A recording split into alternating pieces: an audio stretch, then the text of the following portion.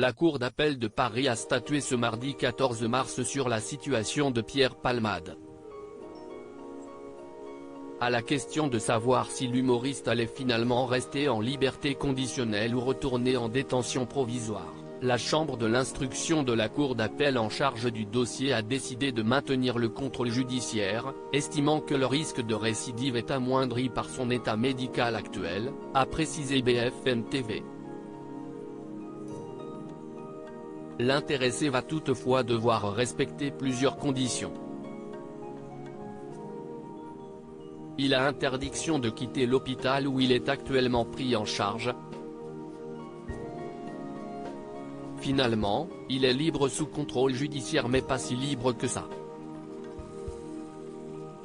D'abord placé en garde à vue, Pierre Palmade a été mis en examen pour homicide et blessures involontaires par conducteur ayant fait usage de produits stupéfiants en état de récidive légale à la suite de la consommation de stupéfiants de l'humoriste et de la collision tragique qu'il a provoquée le 10 février dernier.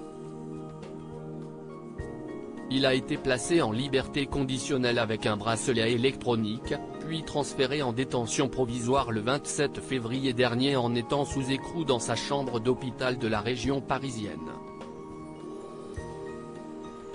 Mais après l'avis des médecins, qui ont jugé son état de santé incompatible avec une détention, l'humoriste ayant été victime d'un AVC 2 semaines après son accident, la juge d'instruction du tribunal de Melun a finalement décidé d'accéder ce lundi 6 mars à une requête de remise en liberté conditionnelle de l'artiste, ce à quoi le parquet de Melun a immédiatement fait appel avec un référé détention, ayant pour effet de suspendre sa sortie.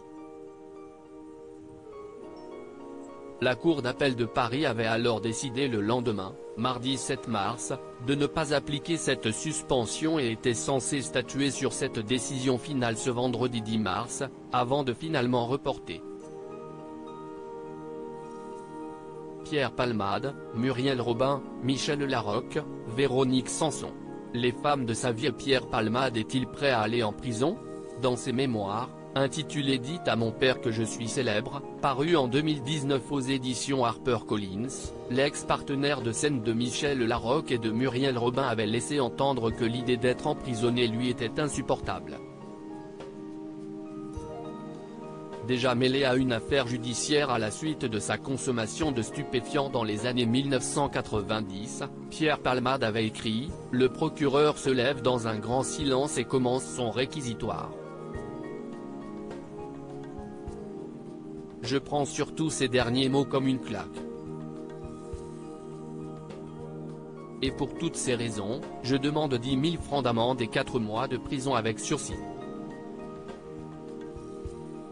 Pardon? De la prison avec sursis pour consommation de cocaïne? J'envisage immédiatement le suicide. Des mots qui laissent craindre le pire quant à la réaction du comédien face aux prochains mois qui l'attendent. Crédit photo, Van Stenkist Stéphane.